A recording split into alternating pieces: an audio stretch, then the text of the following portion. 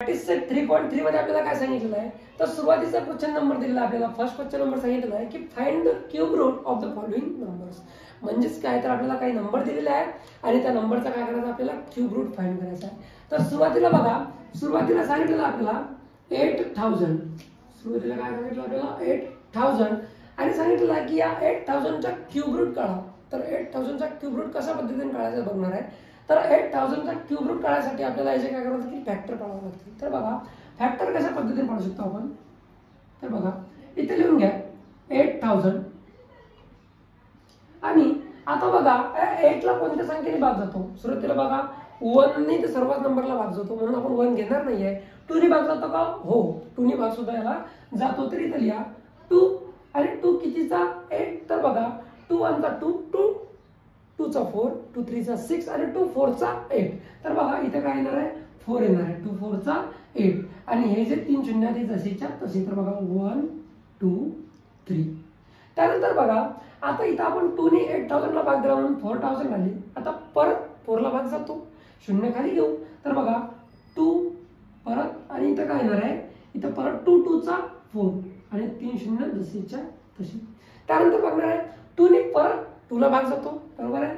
तर बघा 2 ने जर 2 ला भाग दिला तर इथे किती येतात 2 1 चा 2 आणि हे शून्य जसेच्या तसे.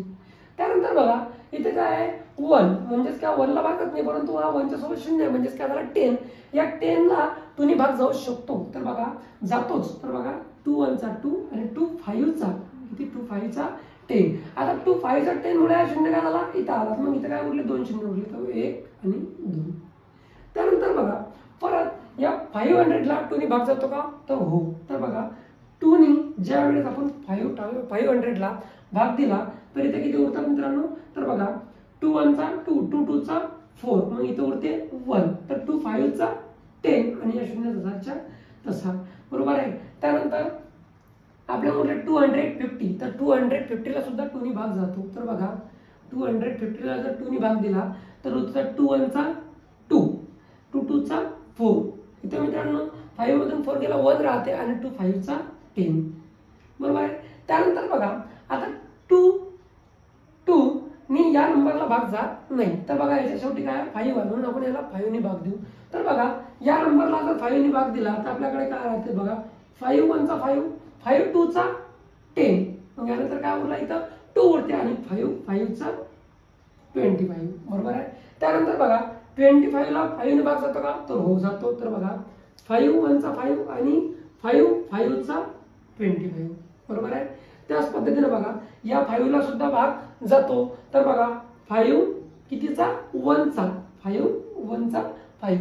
तर बघा अशा पद्धतीने मित्रांनो आपण याचे फॅक्टर पाडलेले आहे. जोपर्यंत 1 येत नाही तोपर्यंत आपल्याला काय करायचं याचे फॅक्टर पाडायचे आहे. त्यानंतर बघा आपल्याला काय सांगितलं आहे इथं 1 आलं आता याचे फॅक्टर पडत नाही. मग आता हे लिहून घ्यायचे जे जे नंबर आपण फॅक्टर पाडले ते काय करायचे लिहून घ्यायचे. तर बघा 2 इंटू 2 इंटू 2 इंटू 2 बघा किती वेळा आहे 1 2 3 4 5 6 6 10 काय 2 आहे. तर बघा 1 2 3 इंटू 2 इंटू 2 इंटू 2. त्यानंतर बघा काय आहे 5 इंटू 5 इंटू 5 लिहून घ्या. तर बघा 5 इंटू 5 इंटू 5. आता आपल्याला काय करायचं मित्रांनो याचे क्यूब रूट काढायचे आहे. ज्या वेळेस आपण क्यूब रूट क्यूब काढतो त्या डोक्यावर काय असतात 3 असतात. मग याच्या पेअर किती पाडायच्या 3 3 च्या पेअर पडा. तर बघा याच्या जर आपण 3 च्या पेअर पाडल्या तर सुरुवातीला पहिली पेअर ही पडेल. त्यानंतर इथून इथपर्यंत दुसरी पेअर ही पडेल. त्यानंतर 5 ची सुद्धा एक पेअर पाडून घेऊ बघा आणि 5 ची तिसरी पेअर ही पडली. आता काय करायचं आहे क्यूब रूट काढायचा आहे ना. मग काय करायचं आहे 2 लिहून घ्या. 2 च्या डोक्यावर काय 3. त्यानंतर बघा इंटू या 2 च्या डोक्यावर सुद्धा 3. त्यानंतर या 5 च्या डोक्यावर काय सुद्धा 3.